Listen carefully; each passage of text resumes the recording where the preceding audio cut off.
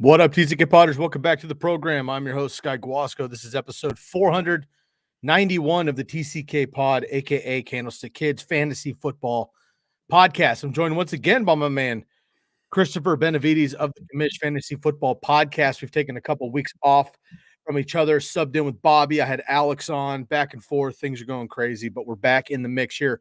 You can find us both on Twitter at Sky Guasco, and find Chris and the boys and Kelly as well over at the Commish FFP on Twitter. Of course, make sure to subscribe, give us a like and some love on all of the fantasy focused network handles, Facebook, YouTube, right here, Twitch and Twitter.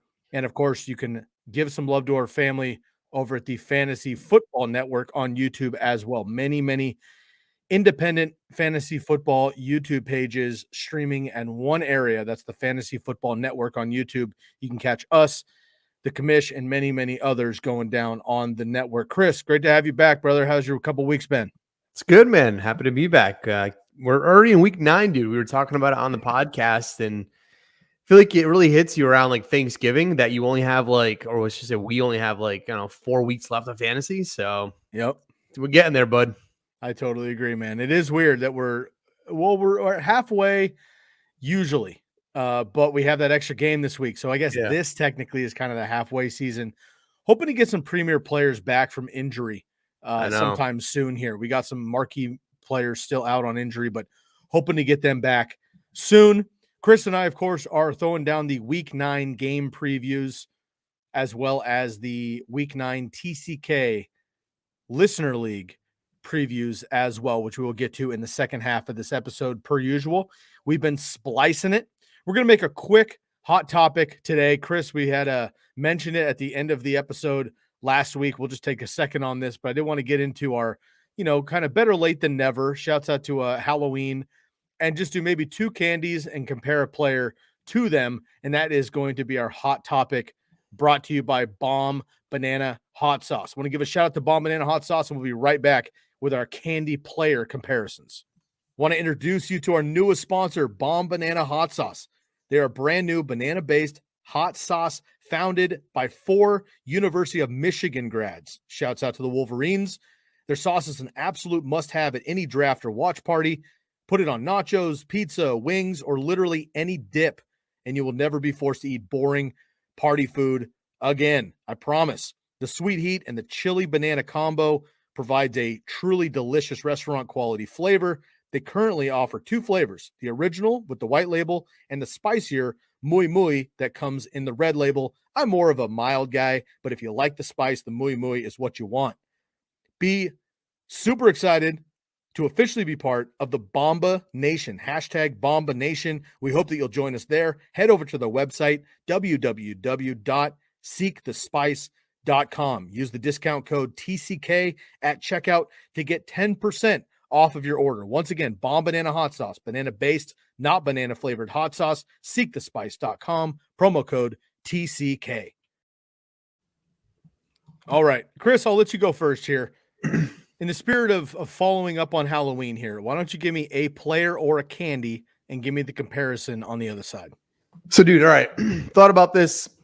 I know that Snickers is our favorite. You talked about it last week. It's my favorite as well. In the spirit of favorite players, the Snickers has to be compared to Tom Brady. It is the timeless classic. It always shows up. It hits the spot every time you need it, and it will be the best. It was the best 10 years ago. It's the best now. It's going to be the best 100 years from now. There's no candy quite like it. It'll be the best forever. It's the Tom Brady of candy. I love that, dude. That's a great call. And I had Tom Brady on my list as well, but I'll skip over that. I'm going to go with Airheads, which I think is, not quite like the everyday grab for candy, but Airheads, the nice kind of gooey taffy strips. I'm going to give a shout out to my man, Alvin Kamara, right behind me here on YouTube. You can check out my jersey from the Jersey Jungle, of course. Alvin Kamara, first of all, huge fan of Airheads, and they're not a sponsor of us yet, but it's just like, it's kind of, came in underrated, right? Like nobody really knew Alvin Kamara coming out of Tennessee. First of all, he's an Alabama running back. People forget about that. Couldn't find any playing time there because they're always stacked. Goes to Tennessee, balls out, comes to the Saints. He's a 3rd on the depth chart as a rookie. ends up getting offensive rookie of the year. Right behind me, I've got a plaque of him, offensive rookie of the year, dominates and gives you a little extra flavor, tang, got that gooiness, and he's kind of cut above the rest. I think like you got all the chocolates, right? But the airheads are on the other side, and Alvin Kamara delivers on all fronts. So Alvin Kamara for me is the airhead. Do you have any other candies, good or bad, that you want to throw in there? So yeah, I'm gonna stick on the side of chocolate here, chocolate bars. And I've gone back to this one on several. I feel like we've done this 2 years in a row now. I'm gonna keep pounding it until your listeners' heads here. The Take 5 is an incredibly underrated candy bar. All right. It's like a Snickers, except it's got the pretzel and it's got the peanut butter. Now, it's a very versatile kind of candy because it's got many ingredients in it. And it reminds me of a player who's seemingly the best on your team, the best on my home league team, and that's Deebo Samuel. The dude does it all. It doesn't matter if his team around him isn't playing or performing very well. You could have a quarterback who's in, a quarterback who's not, a running quarterback, a non-running quarterback. His tight end might show up, its tight end might not show up. We have no idea. But I do know that Deebo Samuel, averaging at least 10 targets a game, can run the ball when needed. Take 5s do everything. It's got all the ingredients you want. It's got the pretzel, it's got the peanut butter, it's got the chocolate, it's got the nougat, it's got the caramel. That's what you want in a delicious candy bar. Deebo Samuel is my Take 5.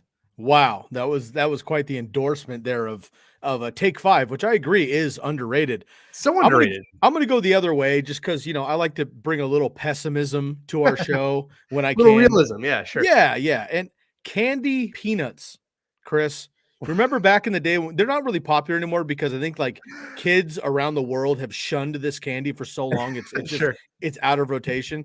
But remember when we were youths and we had those like styrofoam orange shitty peanuts that like don't taste like peanut at all, but they were like foam taffy. Oh yeah, just complete frauds. I mean, they were like absolute bogus, right? You look at it and you're like, oh, this is either peanut butter ish, which I think I like because of all the other peanut butter items, or it's going to be a taffy or a chalk or something. Like you end up getting none of that, and it lets you down weekly. Unfortunately for me, Chris, I cannot wait for the player comparison. Miles Sanders, folks, 3 years in a row, I've been repping no Miles Sanders. Okay, don't know how to use him as a running back. All right, they don't use him properly. Even when he gets the proper opportunity, his efficiency is terrible. Yes, he has 5 great runs in his NFL career. Other than that, he's got about 800 other bogus runs. Don't use him in the pass game. The offense doesn't use him properly. He doesn't score touchdowns. It has been blowing up people in the 3rd or 4th round of fantasy rosters and drafts. Again, now he's injured. I won't hold that against him, but it's been a letdown. I've been trying to tell people for 3 seasons not to be high on Miles Sanders. Bobby doesn't get it. Other people don't get it. I've been fading it for 3 years. I'm going to stick with it. My candy peanut, which isn't even a peanut, is going to be Miles Sanders. I got to keep it real for you. I love it, dude. All right. Now that I'm fired up, let's get into it here. We got the game previews coming up. But before we do that, if you're interested in throwing down on some bets this week, of course, you got to give a shout out and a listen to the Commish Bets, our boy Alex and Dez, and special guest this week. I'll let you find out who it is when you go listen to the podcast. But if you're doing that, you want to go to the Commish Bets and make sure to go to betonline.ag, sponsor the TCK pod to get your bets in. We'll be right back. This episode of the Candlestick Kids is brought to you by BetOnline. All eyes are back on the gridiron and his teams are back for another football season. And as always, BetOnline is your #1 spot for all pro and college football action this season. With the new updated site and interface, even more odds, props, and contests, BetOnline continues to be your #1 source for everything football. Head to the website or use the mobile app and sign up today and receive your 50% welcome bonus on your first deposit. Don't forget to use the promo code BELIEVE, BLEAV, BELIEVE to receive your bonus. For football, basketball, boxing, right to your favorite Vegas casino games. Don't wait to take advantage of all the amazing offers available for the 2021 season. BetOnline is the fastest and easiest way to bet all your favorite sports. BetOnline, where the game starts. All right, we got our NFL game previews brought to you by Carifactor, one of our newer sponsors.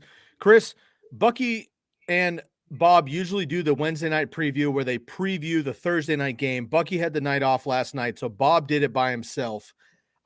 We don't usually preview the Thursday night game, but we're actually doing it before the game starts this particular week. So, we got kickoff in about 45 minutes. I don't want to get too in depth here, but just really quickly, let's get your thoughts on the Jets and the Colts. Jets at 2-5, Colts 3-5 tonight. Colts 10.5-point favorites at home, 46 over under. Mike White absolutely crushed last week, 400 plus yards. Of course, you had Michael Carter out of the backfield, number one running back on the week. Corey Davis going to be out again. Jonathan Taylor, unbelievable on the ground the last month of the season. The Jets can't stop anybody. Carson Wentz has been excellent as well. Not terribly efficient, but getting it done. Michael Pittman, hit or miss, but usually hit. And Mo Alley Cox getting it done as well. How do you feel about tonight's game real quick? Yeah, it's an interesting game. I try to look at the spreads here and kind of see where the rest of the market is lining up. And we talked about this on the bets episode. So there's just spoiler on the special guest on the bets episode. So when I was talking with Alex and Desmond, I think we pretty confidently felt like this spread seems high. I don't think the Jets are actually that bad of a team. They just hit some rough patches. You play the Patriots twice, and no one looks good against Bill Belichick as a rookie, so we kind of know that. Throw those games away. But they put up a great fight against Cincinnati. They're actually 2-0 against winning teams this year, so they're 2 wins coming against winning teams. And then the resurgence of Michael Carter with Mike White, who seemingly is throwing to his running back a shit ton here. I kind of like the Jets, maybe not to win the game, but definitely to cover that spread. I mean, that feels too heavy. I think the Titans win the game, but I think it's going to be a closer matchup than the spreads are giving credit to. So that's kind of what I'm feeling. Again, I don't even know if it's going to be a high scoring or a low scoring game. I mean, Colts have a good defense, but again, you use your running back in the passing game the way that they have been using. I know Corey Davis isn't playing, but Jamison Crowder's had some good games, and Mike White looked good. So, I mean, it's very difficult to assess how this game's going to play out. Yes, some unproven teams. I think the Colts are better than their record. They're a good team. They just had some bad luck, and they'll come out to play. I think they win the game, but the Jets are going to put up a fight. The Jets have allowed 29.4 points per game this year, 390 total yards this year, bottom 5 in both categories in the NFL. That is tonight's game on Thursday Night Football. Kickoff in just a little bit. Chris and I will still be on air. Enjoy the game, everybody. All right, Chris, let's move into the rest of these matchups here. We'll kick off with the early morning Sunday slate. Dub Bills 5-2 against the Jags 1-6. Bills 14.5 road favorites.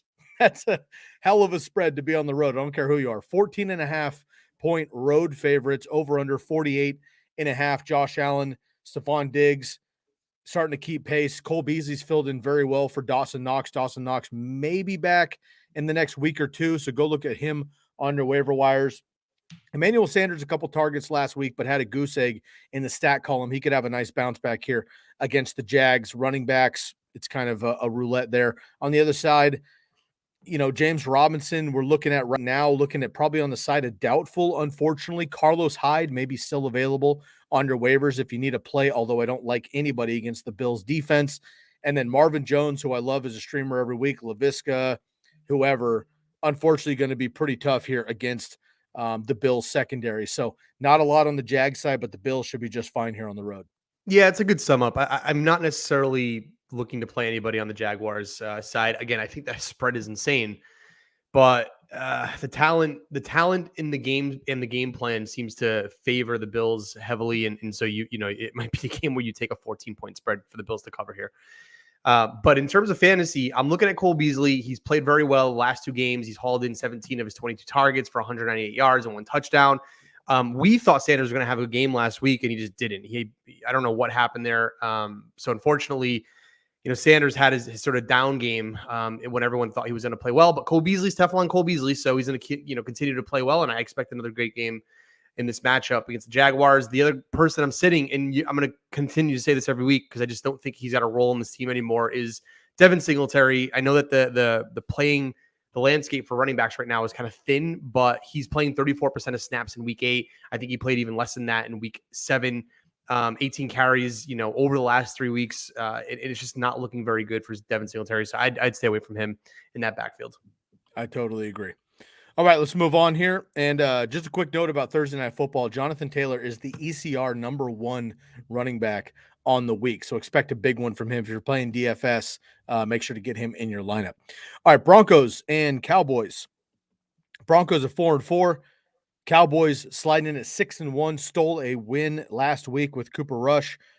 Denver has won 6 straight games against the Cowboys. Cowboys, though, a favorite in this one at home by 9 points, over under 49.5.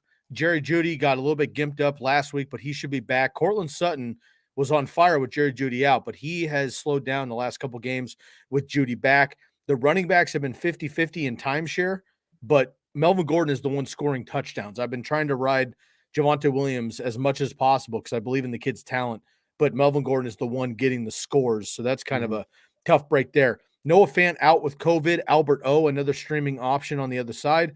And with the Cowboys, Dak should be good this week. You start your studs. You can fire up everybody for the Cowboys. How do you feel about this game? Yeah, I agree with you completely. I might look towards Cortland Sutton if you're in a deeper league just for this week. I know Jerry Jeudy, expected to play here.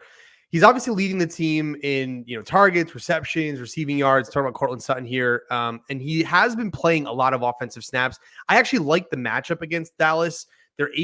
They're actually surrendering the 8th most fantasy points per game to wide receivers.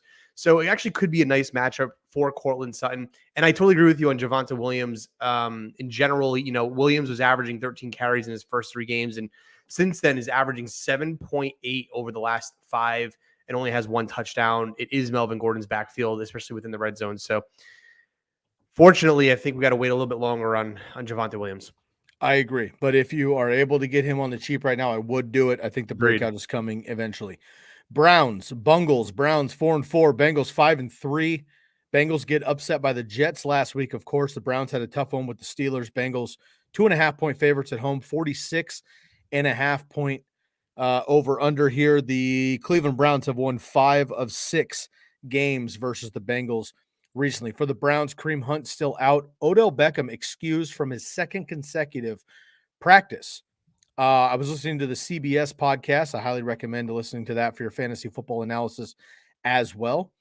And basically they had amounted it to, it's like when you're in school and you get like a note to the principal's office, right? That's like basically what his dad did when he put up a bunch of highlights of him getting overthrown by Baker Mayfield while he's still on the team, right?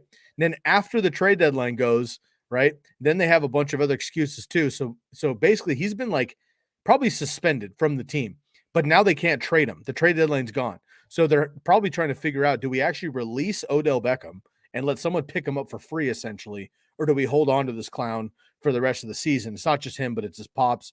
Unfortunate situation there for Cleveland. For the Bengals side, they got beat by the Jets, but they should have won the game. They were up by like 11 with 7 minutes left. They fell apart. You can't fall asleep on Mike White. Let's be honest. You're going to get that L. Jamar Chase on fire. We got a Jamar Chase question here that I'll get to at the end, Chris. Your boy Joe Mixon, terribly inefficient, but getting scores, doing well in fantasy football. Yep. Joe Burrow's been on fire. T. Higgins leads the team in targets and yards. And then Tyler Boyd, kind of an afterthought. CJ Uzomah, a streamer as well. How do you feel about the Browns and the Bengals? Yeah, it'll be a competitive game. I always like when the Browns are playing. I feel like they're like my secret go-to team every week. I like their defense. I like watching them play. I'm happy Baker seems to be back here. You're going to have a healthy Nick Chubb. And you have Jarvis Landry. So I think that 3 is probably the 3 I'm going to go for. If you're in a 2-quarterback league, I actually don't have a problem playing Baker Mayfield here. And then the Bengals, yeah, dude, the Joe Mixon thing is really interesting. He is incredibly inefficient, but for fantasy, he's scoring touchdowns. And he's giving you like that 12-point floor, which is just enough to slide it into your flex spot and just not think about it. So, as much as I, don't want him to do well for my own personal reasons, he's doing just enough to kind of keep you in there. And for most people, I think you kind of have him as your running back 2 or 3 minimum. So, yeah, I mean, it'll be an interesting game. I don't have a lot of feelings either way. I think you got to fire up Chase. I mean, Higgins seems to be, an every week play at this point with Joe Burrow. So, yeah, I think you fire up all the notables here. Loyal fantasy focus follower, Ilias Giftopoulos coming in. Should I trade Swift for Chase, Jamar Chase and PPR? I have good running back depth. Chris, if you can afford to get rid of DeAndre Swift, would you trade Swift for Jamar Chase right now? Probably not. I don't think so. I don't think I would. I like Chase a lot, but it's Swift. Swift is one of the best running backs in the league right now. I I don't. feel like I'm okay to trade Swift, but I would shoot higher. Okay, yeah, or that, yeah, yeah. Shoot higher if you're gonna do it. Yeah. All right. So, Ilias, I think this particular question, Chris and I both lean keep Swift. Also, it's a small knock, but I will say that Jamal Williams is not 100% healthy right now. Because of that, I think Swift gets a little extra bump. And even if you have great depth, my man, you can't have enough running back depth in fantasy football. You just can't. Bye weeks, Yep. injuries, whatever. And Swift is somebody that's dominating in PPR leagues.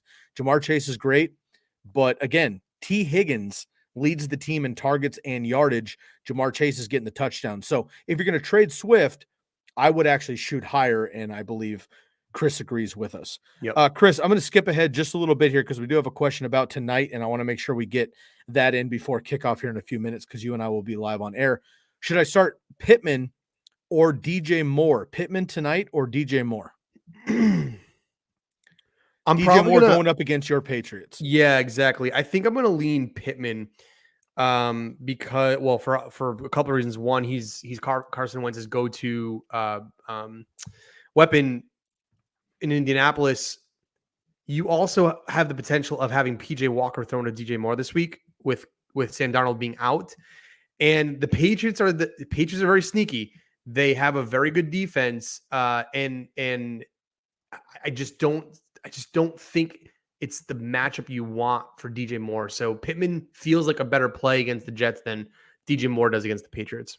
I agree, and we'll preview that game in full here in just a few minutes. But look ahead, both the Patriots and the Panthers rank top 10 in scoring defense this season. So I don't, spoiler alert, 41 over under. I think I'll take the under in this one, especially if PJ Walker's behind the helm as well. So we'll go with DJ Moore, or I'm sorry, Pittman this evening.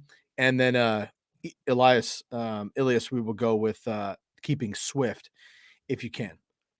All right, back on brand here. Falcons and Saints. Falcons 3-4, Saints 5-2. Saints get a very impressive win with Trevor Siemian halfway through here.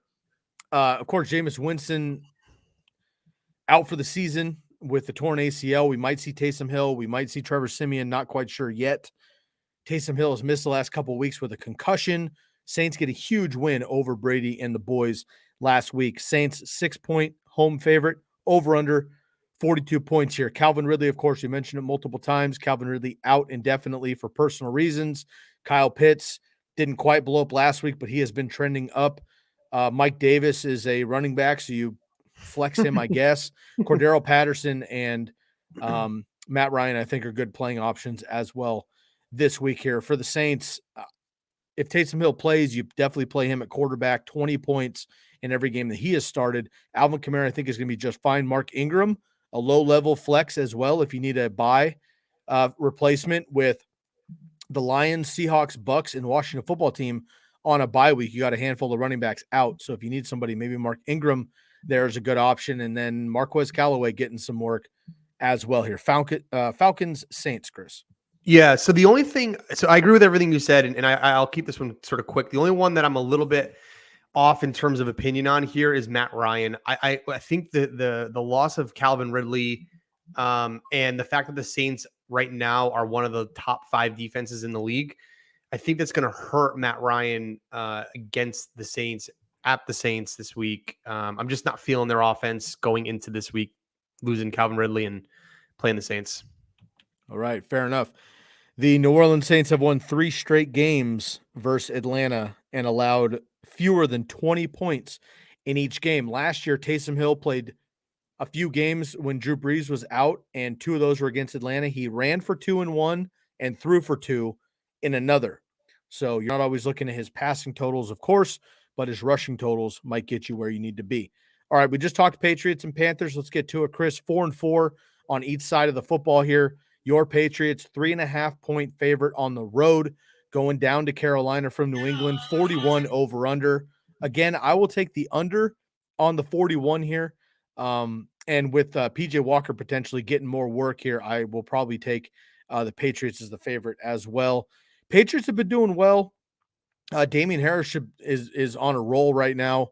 The pass catchers, a lot of people are eating, but not eating a lot as far as points go. Mac Jones is doing enough, but basically just a super flex option here on the other side. With the Panthers, with CMC still out, PJ Walker maybe getting the run here. Then again, DJ Moore, I think we're going to fade. Robbie Anderson's definitely a fade. There's really nobody on this team other than maybe Chuba Hubbard, just because he's a running back, that I would even play here. Yeah, I agree with you. The Patriots are. I was looking for it. Looking for the stat online. I couldn't find it, unfortunately, but I do know the Patriots are one of 5 teams whose offense and defense rank inside the top 10. They're a sneaky good offense in terms of points. They're a sneaky good defense in terms of points against. So I do think the Pats ultimately win this game. I like this 3.5 under. And with PJ Walker at the helm, it'll be a difficult matchup against the Patriots in terms of, what the Panthers will be able to produce. The only saving grace is if CMC plays, and it seems like he's not going to. So the Pats seem to be, kind of a go ahead here. From a tight end standpoint, it does feel like Hunter Henry is going to be the go-to guy here, and I think he's going to be your best weapon. I'm still hoping Jacoby Myers gets his touchdown, though. That's like literally everybody in New England's main goal is to get him his touchdown. That's all that matters. The only thing that matters in our town now. We have no more baseball, so it's get Jacoby Myers a touchdown. I love that. We're all rooting for this kid, man. Jacoby, I believe he's thrown 2, right? He's thrown more. Yeah, he's thrown 2. He leads the team in targets. Like he's a very productive wide receiver. Just can't find the end zone. And the one time he did, it got called back on a friggin' holding penalty. So and he caught. I watched last week. He caught a 2-point conversion, I believe. Yeah, which doesn't count. Doesn't matter. Awesome. Let's move on here to the Raiders and the Giants. Raiders last week had the week off with the Ravens. 5-2 Raiders. Lose Henry Ruggs, of course. We haven't gone too much into this on the show, but if you are unaware, Henry Ruggs essentially probably out of football for the rest of his life. He was involved in a car crash that unfortunately killed a woman. He was going 150 plus miles an hour, and he was under the influence. He may be facing prison time. I'm going to stay out of all the legalities until we know what's going on, but Henry Ruggs made a terrible decision, unfortunately, and the Raiders will be without him for the rest of his career. Only 22 years old, made a terrible mistake, unfortunately. Raiders 5-2, Giants 2-6, Raiders 3-point road favorites. Again, West Coast team going across East Coast. This always makes me concerned, Chris. 46.5 point over under here. Bryan Edwards should be getting more work now without Henry Ruggs. Hunter Renfrow is sneaky all the time. I think he's a great option here as well. Zay Jones is a random DFS dart throw if you run out of cash there. Derek Carr could be a good option as well. Josh Jacobs, Kenyon Drake, meh. You guys know how I feel about Josh Jacobs, but unfortunately he's still getting the run there. And on the Giants side, Saquon Barkley, potentially healthy enough with the ankle injury, comes down with COVID. So he's out anyway. Doesn't matter. Daniel Jones still unable to play with all of his guys here. Sterling Shepard is questionable. Kenny Golladay has been questionable all season long. Evan Ingram finally caught a touchdown, but can you count on him? Kadarius Toney's hit or miss as well. It's absolute mess for both of these teams here, man. Raiders, Giants in New Jersey here. Raiders have to go across the country. Yeah, so actually, I'm gonna talk about that real quick, Sky. We've talked about it a few times, and it got me thinking: what is the records of teams who travel cross country? And so I did some research on this. I actually put it in the playbook this week, and teams are actually 7-6 when they go across country. Believe it or not, this year, at least in 2020. 2021. So from a wins-loss perspective, it's not quite clear if that matters or not. When the teams that do win when they play cross country, they actually score 28 points, and when they lose, they're scoring about 17 point something points on average when they lose those games. So again, no definitive statistical wins-loss narrative there if it matters or not. But I do understand the concern. I think the thing is that for us, when we travel cross country, you're kind of like, shit, I have to travel cross country. For these guys, it's just another part. It's part of their day job. It's just like us waking up, going to work, doing our thing. It's what they do. So I just think for the idea of, will the the cross country play hurt my fantasy team. I just think it's whoever shows up on that Sunday ready to go. So when it comes for the Raiders and Giants, I agree with everything you just said. The one guy that I'm actually probably going to start this week because you have a couple of bye weeks, players like TJ Hawkinson out, is tight end Evan Ingram. So again, Ingram didn't have the best day, but he found the end zone when it was necessary for the Giants. He's caught 9 of his 12 targets and 59 yards and 1 touchdown over the last 2 weeks. He's a low end tight end 2. You can probably start him and get something out of him. I know the Raiders are a pretty decent defense. But again, they're going to have to keep pace. I do think the Raiders score a lot of points here, even going across country. Because you have Darren Waller, you have Hunter Renfrow. Even without Ruggs, they're still a good team. And I do think they're going to have something to prove. They just lost their coach. They just lost one of their best receivers on the team. They have a lot to show up and prove here. And I think Derek Carr keeps laser focus and kind of gets that engine or continues to keep that engine running. But dude, again, I think Daniel Jones is going to be another start this week. He's seemingly putting up enough points to just flirt with quarterback 16, 17 until the end of the year. That's all I care about. So he's doing just enough to keep playing him in Superflex leagues. Well, if you're as hot on Daniel Jones as Chris is, you may need to go to the Jersey Jungle and get yourself a jersey. Here's how you can do it. We'll be right back. Are you a merchandise maniac or jersey junkie like myself? You need to check out the Jersey Jungle. They handle their business on Instagram at the Jersey Jungle. You can use their promo code TCK for 10% off of 1 or 2 jerseys, 15% off of 3 or more jerseys. Now, if you've been watching the show for this season or a couple seasons, you know that my backdrop, if you're streaming live with us on video, you know my backdrop is always a couple of jerseys. Those jerseys are coming from the Jersey Jungle. They're high quality stitch and twill jerseys. I collect NFL jerseys, but I'm also a baseball guy. So I have baseball jerseys as well. I collect Hall of Fame jerseys. I have a Jackie Robinson. I have a Ken Griffey Jr. I have a Willie Mays jersey. I got a Shohei Ohtani jersey as well because the guy has been absolutely on fire. Go get yourself a jersey. Basketball, baseball, hockey, football, college. They got rookies as well. Home, away. They have customs. They have camouflage. Whatever you're feeling, retro jerseys from any sport. Go hit up the Jersey Jungle on Instagram. DM the Jersey Jungle. Use the promo code TCK for 10% off of 1 or 2 jerseys, 15% off of 3 jerseys. These are already half price that you're going to find on the websites. They're high quality, stitch and twill, game authentic jerseys. Go check them out. The Jersey Jungle on Instagram. All right, Chris, quick shot to Derek Carr here. 324 passing yards per game this season, second most in the NFL. Derek Carr getting it done. Let's move on here to the Texans and the Dolphins. Both teams 1-7. Bob and I talked about this early in the week here. 1-7 Texans makes sense. 1-7 Dolphins just doesn't seem right. I feel like they feel like a 500 team. Somehow they're 1-7 here. 6.5 point favorite at home. Texans might sneak. This might be a little sneaky. This might be a little sneaky here. Yeah, be a little sneaky here. Yeah, go down that path. I think you're right. 46.5 point over under. Dolphins 6.5 point favorite. Oh boy, this seems like a fade here to me, Chris. Texans, you don't play anybody but Brandon Cooks. That's been established. For the Dolphins, with Tua here, I like Jalen Waddle. I like Mike Gesicki. I like Devontae Parker, assuming he's healthy. Myles Gaskin, I guess, again, kind of because he's a running back.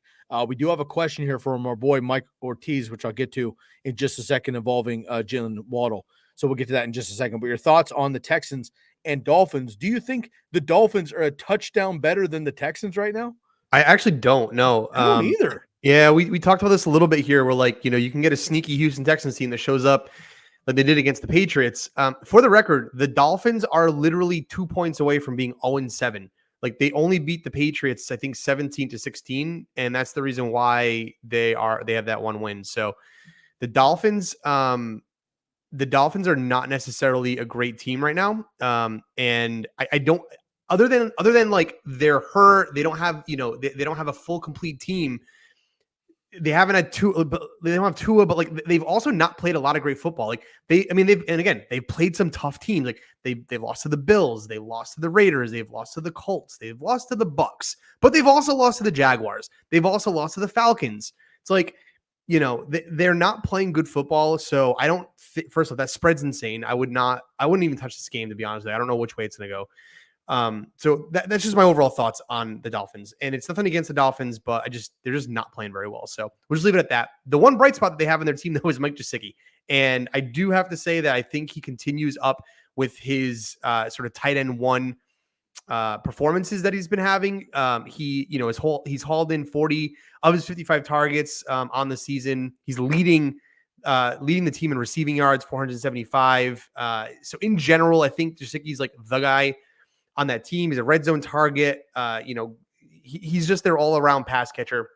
You have to continue to play him every week. I have to say this. Sky, I don't know if you felt this way as well, but I totally missed on David Johnson. I thought that game script for the Houston Texans backfield was going to showcase an old school David Johnson playing from behind, which they were, and being able to utilize him in the passing game, which they should have. And they just didn't. I think Scotty Phillips led the team in carries. Just avoid that entire team, that entire backfield. Houston's a train wreck.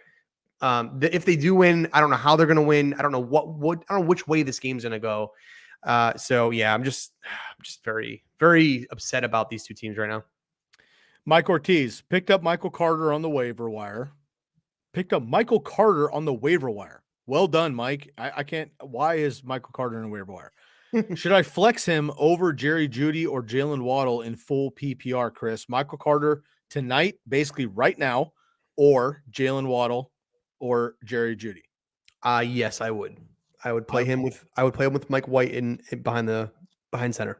I would as well. The Colts know that he's going to dump down 15 times. Doesn't matter. If he catches 15 catches or 10 catches for 2 yards apiece, that's still going to give you 10 plus 2. That's 12 points on receptions there. Or Marquise Brown. I would probably play Marquise Brown at that point. But I go Michael Carter over Waddle and Jeudy this week, but I would go Hollywood over Michael Carter. Yeah. It's actually funny. Mike Ortiz, I actually have Michael Carter and Marquise Brown in my home league. It's a short bet. It's a short team roster. I'm trying to find a way to play both of them actually. So I actually have Deebo Samuel on my bench this week, and it's because he's questionable, and that's the only reason why. If it were up to me, I'd probably sit Marquise Brown, but that's me.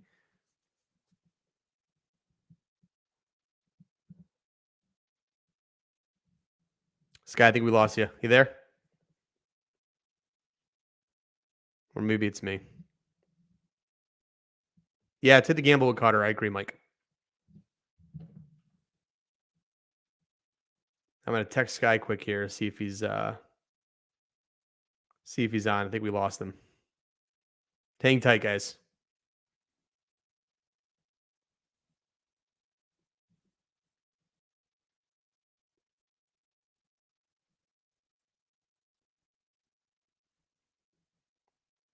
All right, everyone hang tight. Sky's going to be right back here. The team that we do have coming up in terms of listing here is the Vikings versus the Ravens. So this is another tough game. So if you guys go to the Commish Fantasy Football Podcast, little plug there, we have our bets episode, and we talked with Alex and Desmond, who are the co-hosts of that episode, and we talked about the Ravens and Vikings game in pretty good depth here. So the spread, I think, is something like 6.5, something of that nature. And the way I'm seeing the game is the Ravens win this game, but the Vikings keep it close. And the reason the Vikings keep it close is because they've kept every game close that they've been in. Now they're a 3-4 team, but they're a good 3-4 team. They're not like, I don't even know a bad 3-4 team. Maybe the Giants, for example. The Giants are like a bad 2-5 team, right? For example. But the Vikings 3-4, they're a good 3-4. Their 4 losses have come against really good teams. Yo, Sky, what's up? Sorry about that, ladies and gentlemen. Had a little malfunction here. My bad on that. Texans, Dolphins are done. Let's move on to the Vikings, Chris. I heard you covering the Minnesota Vikings. That's right. Yeah. On here to the Baltimore Ravens. So go ahead. No, yep. I was just basically explaining, I think that the Vikings are a good 3-4 team.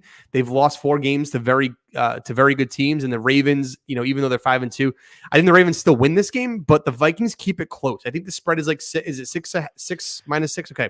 So the spread's 6. I think the Vikings cover this. But the Ravens win the game. It's going to be probably a high scoring game. The Vikings secondary has pretty much gotten torched. I think you're going to see a lot of Marquise Brown in this game. And the rushing attack from Lamar Jackson is going to keep the Vikings off balance. But on the flip side, dude, I'm not trusting the Baltimore Ravens defense right now. So I actually see a lot of Dalvin Cook. We'll see a lot of Justin Jefferson. You'll have a bounce back game from him. Adam Thielen. You'll have plenty of offense in this game. So that's kind of how I see this game playing out. I do like Tyler Conklin. Again, guys like TJ Hawkinson are off this week. If you can play a Tyler Conklin, then go for it. He's been, for example, he racked up 128 yards and 8 receptions over the last 2 weeks. So they're finding him. And I think they continue to find him as defenses hone in on stopping Thielen and Jefferson. Yeah, I agree. And unfortunately for the Vikings, man, like they're in so many close games one way or another, but they don't win them. Like I don't get it. They're always like up a field goal with 3 minutes left and then somehow like lose, or they go to overtime and lose, or they like give up 20 points in the first half and then have to play catch up. It doesn't make sense. Their team is stacked. Yep, agreed. And they can't get it together. So again, sorry about that, folks. Dipped off for just a second there, had a internet malfunction, but the Vikings 3-4, Ravens off the bye 5-2. I like the Ravens a lot at home, especially off the bye. Everybody's rested here. 6-point favorite, 50-point over under. All right, Chris, let's go in here to the Chargers and the Eagles. Chargers 4-3, Eagles 3-5. Chargers 2-point road favorites. Over under 50 points. Now the Chargers got upended by your Patriots. The Bill Belichick has so far in 2 meetings. Bill Belichick has the Justin Herbert recipe down. Yes. He has shut him down 2 games in a row. Now, as a rookie, makes sense because that's what Bill does. But this year did it again. Very interesting. But on the flip side, Mike Williams didn't do much. But Keenan Allen and Austin Eckler were still quite productive for fantasy. So I'm just fine with the Chargers. You move on. It's a bunk game, whatever. I'm just fine with those guys. So you start your studs for the Chargers. For the Eagles, 4 rushing touchdowns last week, Chris. Everybody's repping Kenny Gainwell.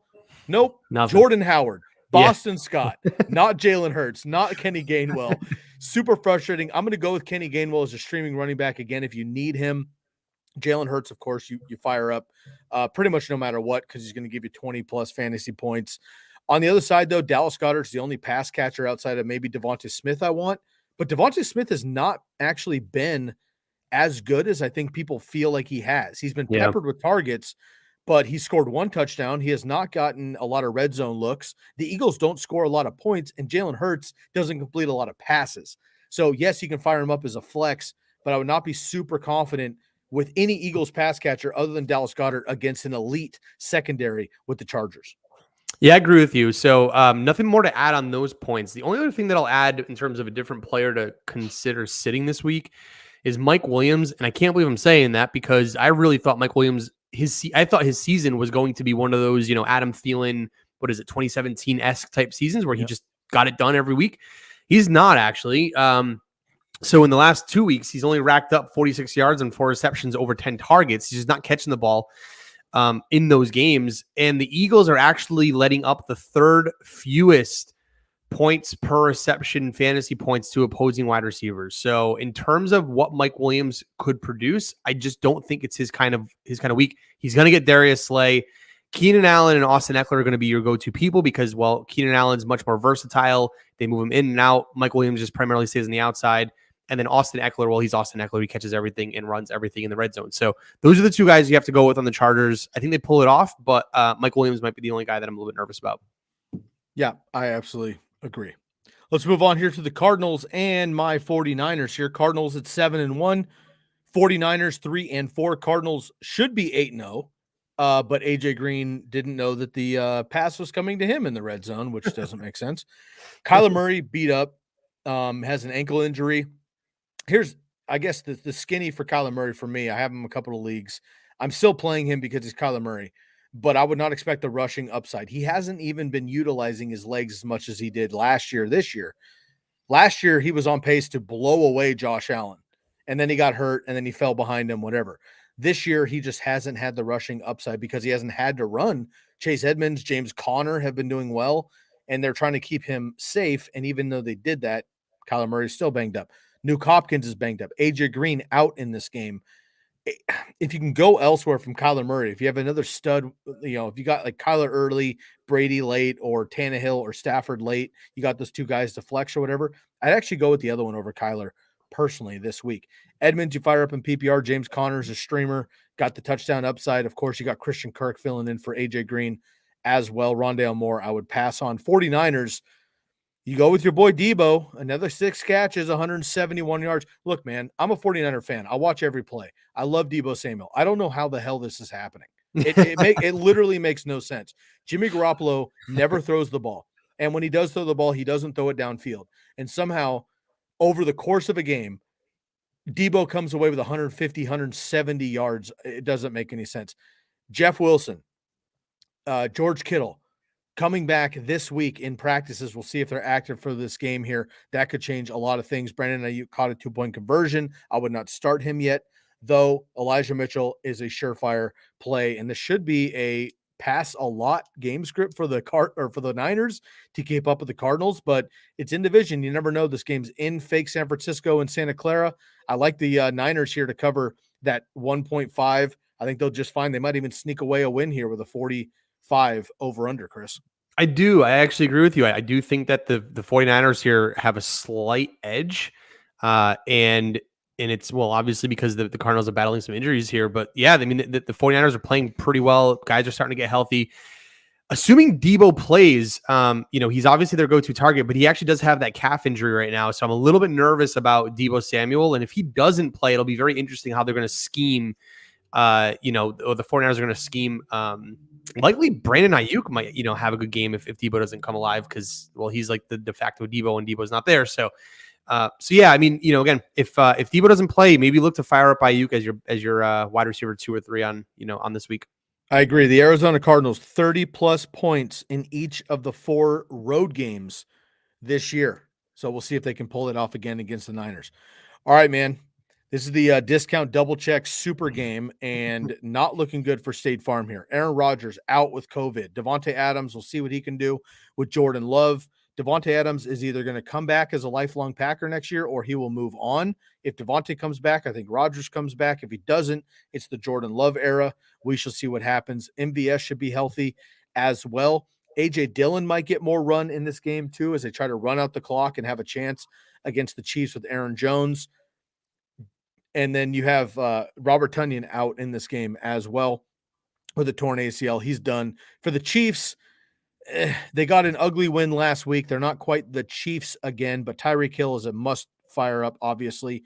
Mm-hmm. Travis Kelce still is, although he's been quote-unquote struggling. And then Patrick Mahomes is Patrick Mahomes. But the running backs are interesting. Darrell Williams blew away Gore in this game, but Gore scored a touchdown and he's got this big infatuation. But Chris, correct me if I'm wrong. I mean, he had limited work and he happened to make the most of it. That's awesome that he did that. But Darrell Williams blew him away in every statistical category: touches, opportunity share, snap share, targets, everything else. Derek Gore happened to, score a touchdown. Are you willing to fire up Derek Gore in this matchup? He's got a lot of fantasy hype. Or are you just rolling with Darrell Williams in this? And then on the Packers side with Jordan Love, are you comfortable enough with Devontae Adams? You just set it and forget it. And is there anybody else other than Aaron Jones? Yeah, let's start with the Chiefs here. Yeah, that was an ugly win. You can make a case that the Giants could have come away with it. They should have.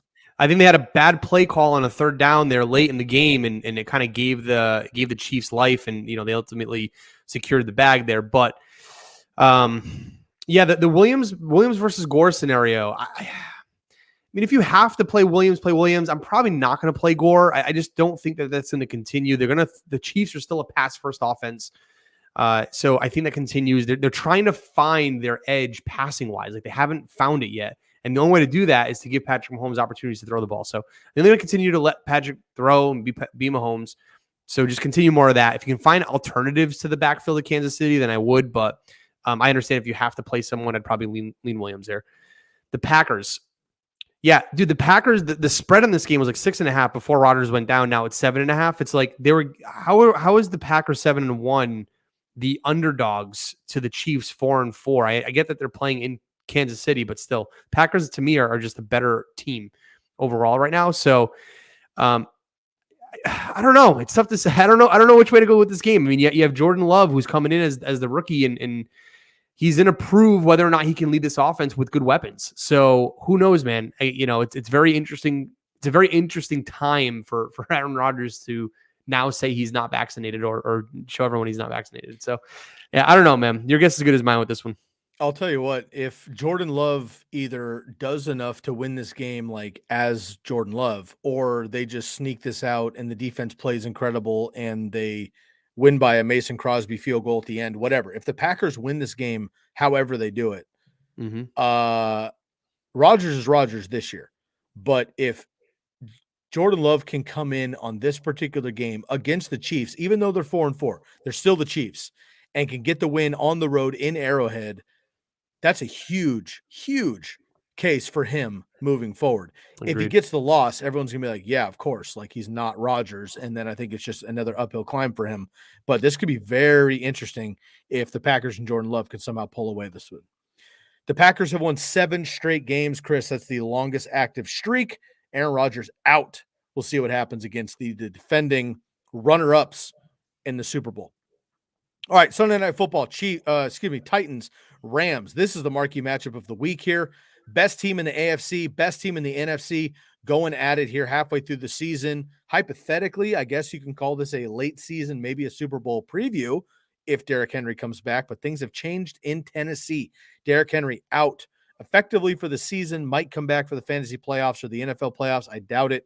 Even if he does, we'll see if they hold grudge here. Julio Jones, questionable as always. A.J. Brown, Ryan Tannehill, must starts. Then you have the Rams. Darrell Henderson, Matt Stafford, Cooper Kupp, Robert Woods even, I am fine with against Tennessee. Van Jefferson is a nice sneak attack here as well. Tyler Higbee, streaming tight end. 6-2 Titans, 7-1 Rams. Rams a favorite by a touchdown and a half. 54-point over-under, highest on the week. Yeah, the spread seems high. I don't know what these spreads are about, but 7.5 seems high. The Titans are still the Titans on defense. I know they don't have Derrick Henry, but they're still the Titans on defense. They've been playing fairly well, and they've been keeping games close. Look, if McNichols can produce somewhat of the role that Henry was able to produce, and mix in a little bit of passing work to keep the Rams on edge, that could just be enough to open up some passing work for A.J. Brown, who looks like he's completely healthy, and Julio Jones. I still think this is going to be a closer game. I don't think the Titans win this game, but I do think the Titans keep it close. I don't think this is a runaway just because Derrick Henry's not in the backfield. So we'll see what happens, but I don't know. I just think that the Titans are not a lost cause because Henry's not in the backfield. I think that's fair. And we'll see what happens. I mean, Adrian Peterson, Jeremy McNichols, they signed Deontay Foreman, who we all thought was going to be fun like 5 years ago. We'll see what happens here from the Titans. All right, last one, Chris, Monday Night Football. Then we got a couple questions before we move on to the TCK Listener League preview. Bears 3-5, Steelers 4-3. Steelers 6-point home favorites, 40-point over under. The Steelers have won 51 Monday night NFL games. That's the most since 1940. 51 victories on Monday Night Football. This is going to be tough here for the Bears. Justin Fields played very well against my Niners. Unfortunately, Khalil Herbert's been on fire. Allen Robinson, droppable. Darnell Mooney, I guess I would hold, but he's not necessarily playable at this point. Steelers, Big Ben got the ugly win to Pat Freiermuth last minute. Deontay Johnson, Chase Claypool, you fire up. Najee Harris, automatic. I like the Steelers defense in this one as well on Monday Night Football. Yeah, I agree with everything you said here. The Bears defense has been freaking piss poor the past couple of weeks. They're putting up 0 to negative points in fantasy. If you have them, I did. They've been absolutely freaking killing you. Okay, they're just awful. Okay, so I actually expect the Steelers to have a great game this game. I don't see the Bears right in this ship on any capacity. Justin Fields, if it wasn't for how horrible the Bears defense was, that should have been Justin Fields' game last week. And he played out of his mind. He did everything he could to help that team win and just still couldn't get it done. So they have bigger problems than Justin Fields. It is not his fault. Their defense looks like shit. Their weapons around Justin Fields look like shit. Their backfield isn't playing very well. Nothing is working in Chicago. So yeah, the Steelers walk away with this one fairly easily. I actually I'll take the 6 that the Steelers are given. So, yeah, I like it. Those are your NFL game previews for Week 9, brought to you by our new sponsor, Carifactor. Here's a note from them, and then Chris and I will get to your Q&A. Hey, TCK Potters and Fantasy Focus community. Are you looking for options for hair loss? There are many options out there for treating it. However, most products treat the cause, such as DHT, and don't do much to support the growth of new and stronger hair. It's like removing harmful weeds from your lawn, but not doing much to fertilize the grass. That's why the Fantasy Focus and TCK team has partnered with Carifactor. Carifactor saw this problem and focused their research on finding just the right combination of biosynthetic growth factors and an innovative delivery system to promote fuller, stronger looking hair. So whether you're a listener who suffers from various forms of alopecia or even stress-related hair loss, the Carifactor treatment is the perfect scalp-friendly solution that can help and influence stronger and healthy hair throughout all stages of the hair life cycle. And now, exclusively for TCK listeners, use the promo code TCK at checkout to get 15% off all products at shop.mycarifactor.com. That's shop.mykerafactor.com. Carifactor, skincare for hair. All right, Chris, we got a couple questions here from our audience. And again, folks, I apologize for skipping out here a few minutes ago with my internet. So if I missed your question, dive back in quickly, or we will get to you at another time. Lucas, Rosenquist, Devontae Freeman, Mickles, Hyde, or Dillon, half PPR, Chris? I'll go McNichols here. McNichols. I will go McNichols as well. All right, Mike Ortiz going back. I'm going to gamble with Carter. Good luck, my man. Let's go Jets. I agree. All right, you got a couple more here. Pittman looking good. Would you start Michael Carter, James Robinson? Well, it's a little too late. It would have gone Michael Carter, though. James Robinson is doubtful in this one. Pittman had the double lucky 2 TDs off of the interception. He's phenomenal, but I would think Debo is easily the bigger miss. These guys are talking to each other in the chat room, which is just fine. All right, Chris, James Martin. Would y'all start Myers, Tony, or Jamison Crowder, which again, we're now past kickoff, so he would have been in. But Chris, what would you have done? Yeah, they're all seemingly sort of the same type of player.